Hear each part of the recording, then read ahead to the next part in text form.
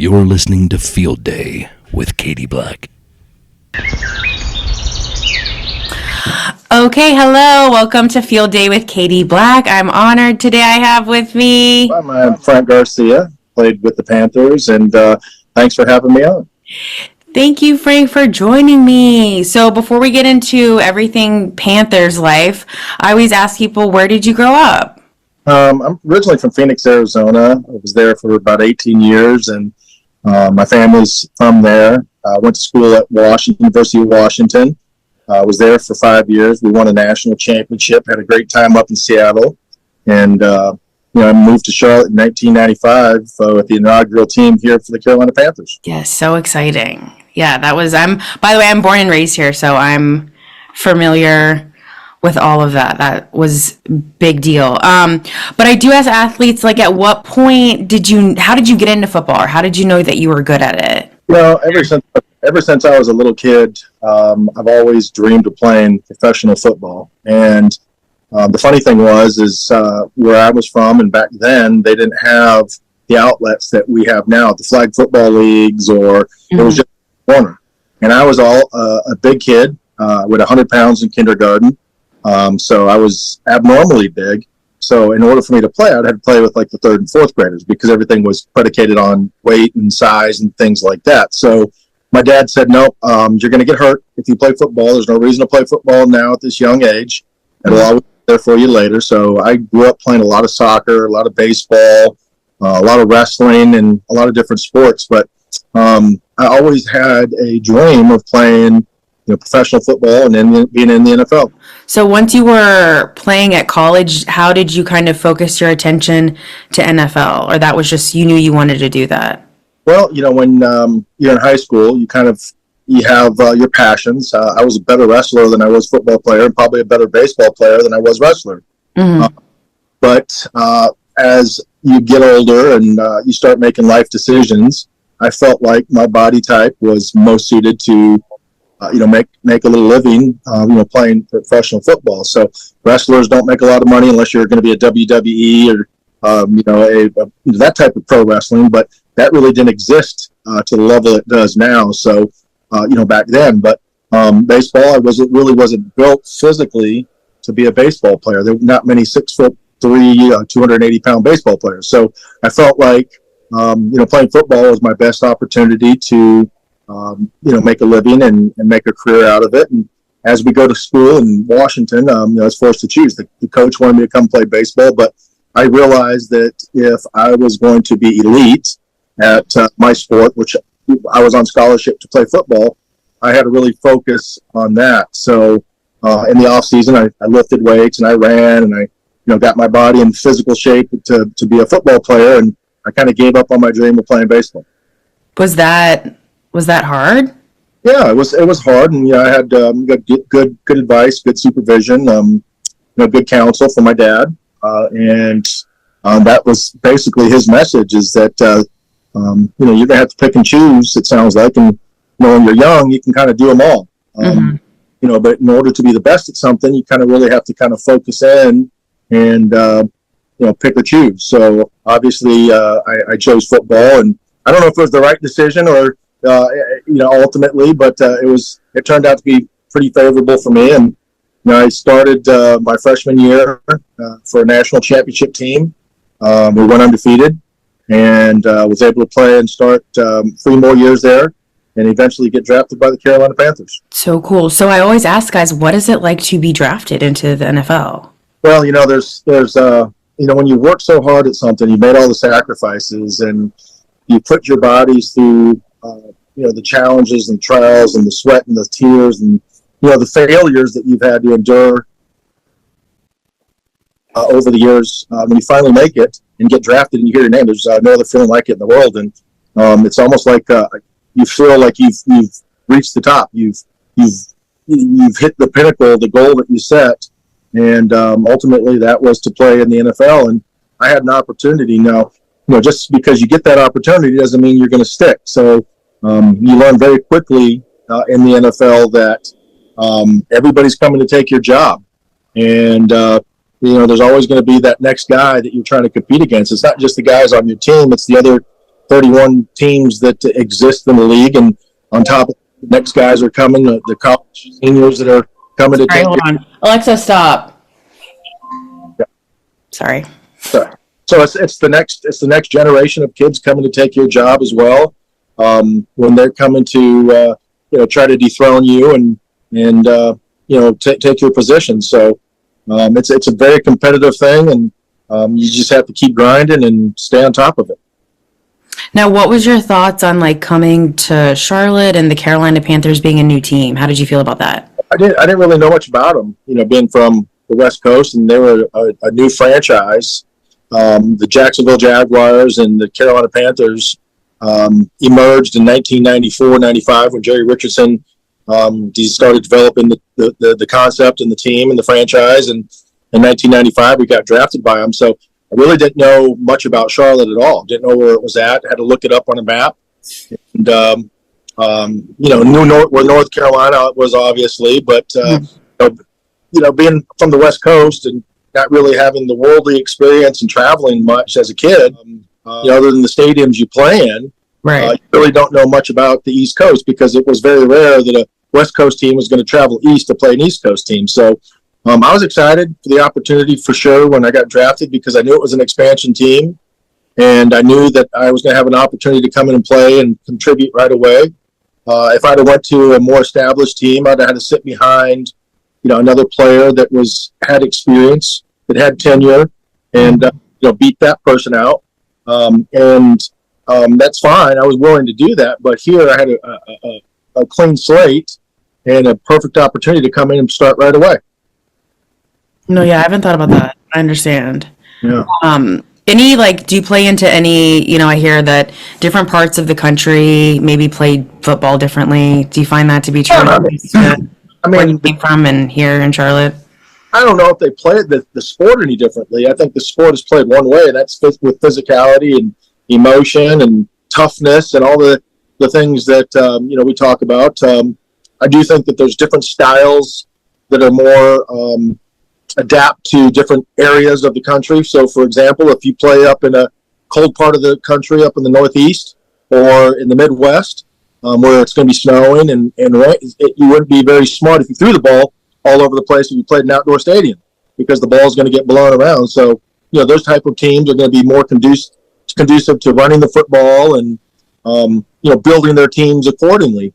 If you play on the West Coast or where it's a little warmer, or the East Coast, the Southeast, where it's a little warmer, you have great opportunities to throw the ball all over the place and play a different style of offense. So, at the end of the day, the game is built to play the same way, but I think the passion the fans have might be a little different in those parts of the country.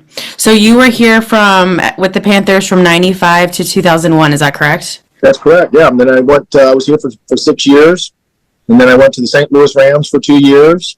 Was on the Greatest Show on Turf, where we went to the Super Bowl and lost to, the eventual greatest of all, the GOAT, Tom Brady, where he won his first Super Bowl, and there for 2 years, and I went to the Arizona Cardinals for a couple of years to finish my career there, back home where I originally started.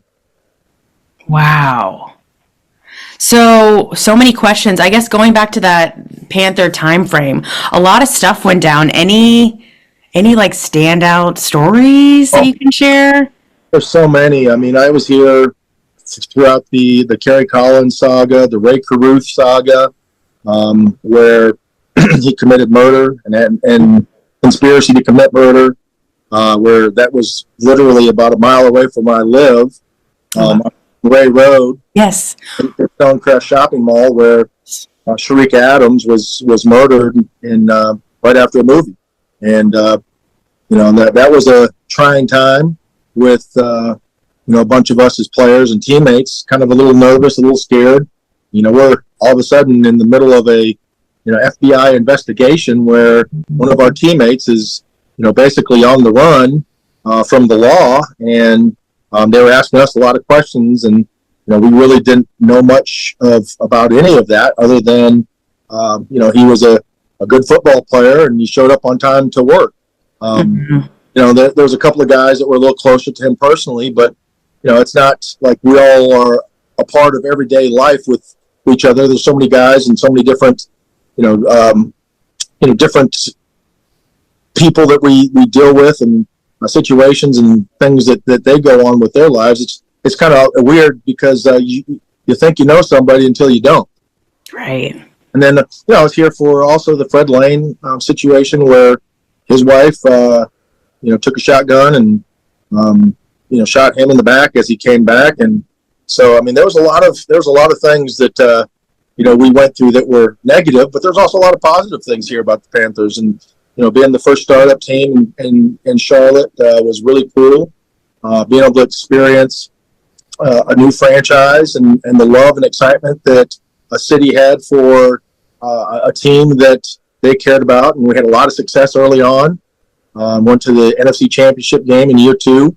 Became the winningest organization, the fastest ever. And, there was a lot of buzz and excitement around this city for the Carolina Panthers. And, we kind of, became, endured here with the city. And it was a great time, fun time. And, the fact that we were winning helped. Yeah. Well, going through all the, I guess, trials and tribulations of like something like all those things that you mentioned. Oh no.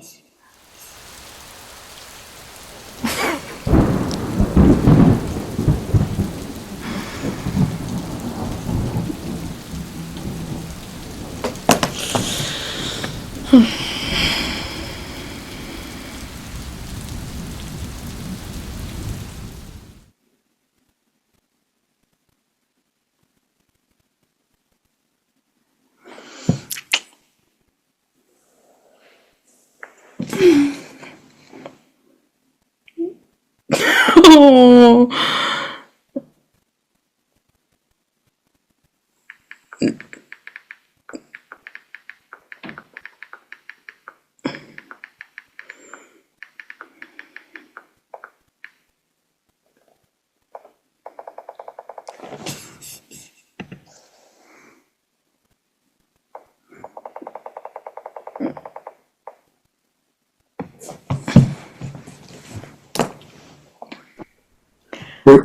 There we go. We good? Yay! It's like, oh no.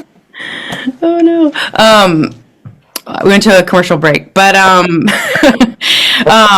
the sponsors to get involved. right? LOL. But no, I think I was just asking you like all those, crazy significant things that you mentioned here in Charlotte. Does that like make a team maybe become closer in a weird way? Yeah, we had a unique bond. We were a startup franchise. I'm still close with a lot of those guys who are on that team. Having any trials or tribulations always going to either do one of two things. It's going to make you run, or it's going to make you stand together strong. And that's what made us a special team. Is that we bonded together and stood behind one another and have become lifelong friends because of those times. Mm-hmm. Cool. That's awesome. Well, did you prefer, besides, I'm just in my mind, I'm assuming that you prefer being a Carolina Panther, but between St. Louis and Arizona, was one higher than the other, or? It's always nice to win and go to Super Bowls and experience new things like that. But I think the intimacy and, the fact that this was my first team and the team that I was drafted by, and the way the city ingratiated us, really, I think added to, my love for the city. And it's the reason why I moved back to Charlotte and still live here today, is because of how endured we were. And I feel like that still kind of exists. I love being a part of this community. It's a great city. And I love raising my family here. That's awesome. That's awesome to hear. So another significant part of my show is I talk to athletes no matter what sport they were involved in. What was it like when that chapter closed for you? Yeah, it was really hard. It was a difficult time. And a lot of times when you do something so long and you have so much passion for it, and then when it just is taken away and you're 33, 34, 35 years old, what are you going to do with the rest of your life? And I think a lot of athletes, come to the conclusion that I am a football player. And really, that's not who you are. That's kind of what we did.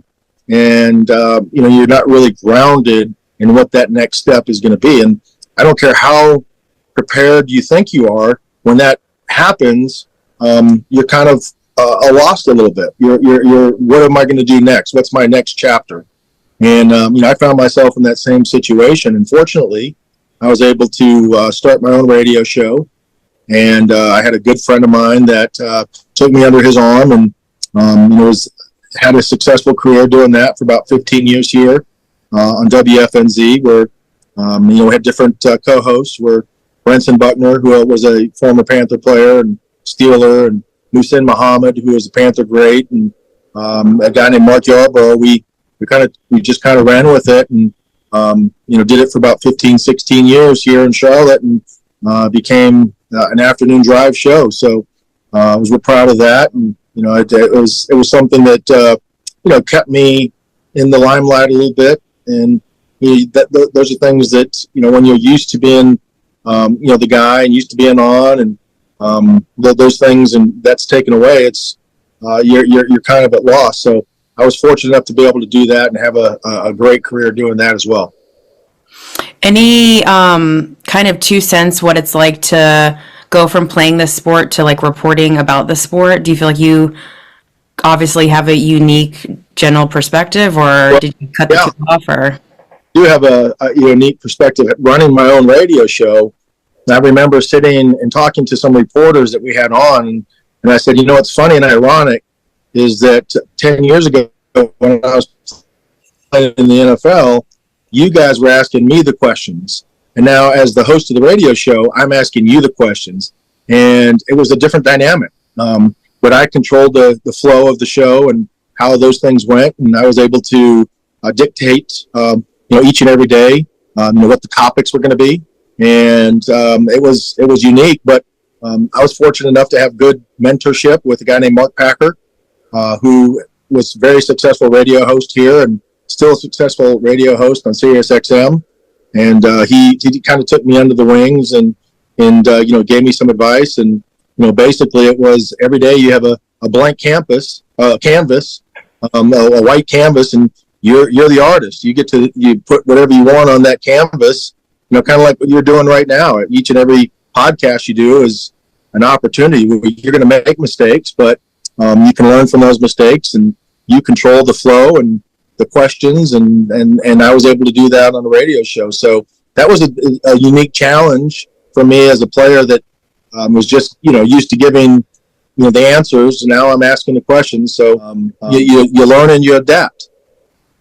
Very cool. Well, what's your vibes or your thoughts on the Carolina Panthers as we speak in real time? Well, I think that there's been a handful of years where we lost a little bit of intimacy and love for this team, passion as a city. I'm not sure if David Tepper has helped that with the image that he's brought to the city. Jerry Richardson was endured here. The fans loved him. He brought the team. He's a good old boy, and I think that they're just two different owners. Mm-hmm. David Tepper, has come here, and I think that he's wanted to win, but there's been 5 coaches in, 5 years.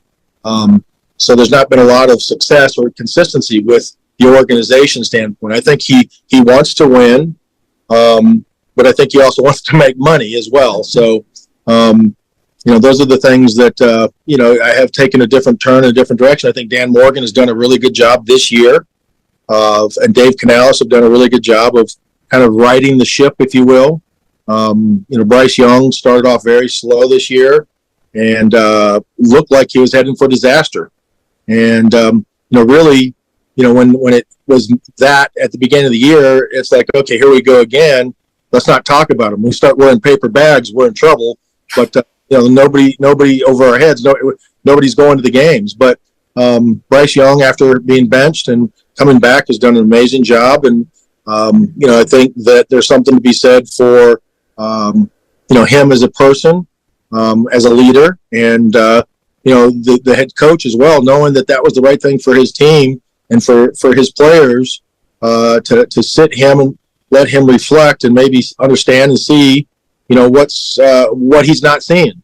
As bullets are flying on the field, it's kind of hard to take a back seat and see the whole picture. So he was able to do that for a couple of weeks, and I think it's really helped him. Yeah, I agree. I feel like the last few games have at least felt like games, Well, yeah, we're talking about it again, right? I mean, the fact that, we're having conversations about the future of the Panthers. Nobody wanted to talk about that, a handful of weeks ago because we're embarrassed. It's, especially being a Charlottean and, for yourself and a lot of other people here that live in this city that really want to root and pull for the Panthers. We want to root for a winner. We want to have hope and optimism. And, that light at the end of the tunnel was getting further and further away. It wasn't coming closer. And I think we can look at that light at the end of the tunnel and see it's coming a little closer now. I think, we can kind of get behind this team again. Okay, so my last kind of off the wall question I usually in interviews with is I'm obsessed with the old Unsolved Mysteries with Robert Stack. Curveball. And so I just always ask people if you've ever seen something unexplained, like a ghost or anything spooky you can share. Oh, wow. I'm a big believer in God, and I think that we all have little angels that follow us around, and I've never really visibly seen one, but I know that one is there over my shoulder looking at me, and hopefully a lot of the times the one on the right side is a lot louder than the one on the left side that's trying to push me back down. But I believe that we do have angels that protect us and watch over us, and try to lead us in the right way, make the right decisions, and help guide us and protect us. That's awesome. That's a cool answer. Yeah. All right, Frank. Do you want to give a shout out to any of your social media or anything, or? Now that you asked a little earlier in the show, kind of, what the after football life is like. I started a radio show and moved on from that and coach high school football, and I'm still actively doing that. But we've also started some restaurants, Tap and Vine, and we have Carolina Steels. So I'm heavily involved in those, and hopefully creating some success moving forward with our restaurants. Tap and Vine. We have one in Quail Hollow, we have one in Stonecrest, and we have one in Indian Trail. Awesome sauce. Yeah, I know that place. Yeah. I know that place. Well, real quick, now that you did mention it, I do, just my curiosity, high school football, do you see an increase or more outrageousness of parents of players, or do you think that's always been there? Money is the love of money is the root of all evil, and the fact that the money's getting so great, and the NIL and interesting money that people are getting, it's become a big business, and it's no longer an amateur sport, and it's just a matter of time before it trickles into the high school level. But the level of entitlement that I think some of these kids have, and I'm very fortunate. I'm at a very good school that supports the coaches and has a good backing with parents, that is grounded, and they do a good job of being respectful and of us as coaches. So I've been there for about 17 years as well at Charlotte Catholic, where we have a great tradition. But they want to win, but they want to grow young men, and that's just equally as important. That's cool. That's cool to hear. All right, Frank. Well, that's it. What'd you think? I think it's great. I think you did a good job, and I'm looking forward to seeing the outcome and results. Yes, I will definitely be in touch. And like I said, I know you didn't know me, so I appreciate you giving me a chance. No problem. Thanks for having me. Thank you so much. I'll talk to you soon. Bye-bye.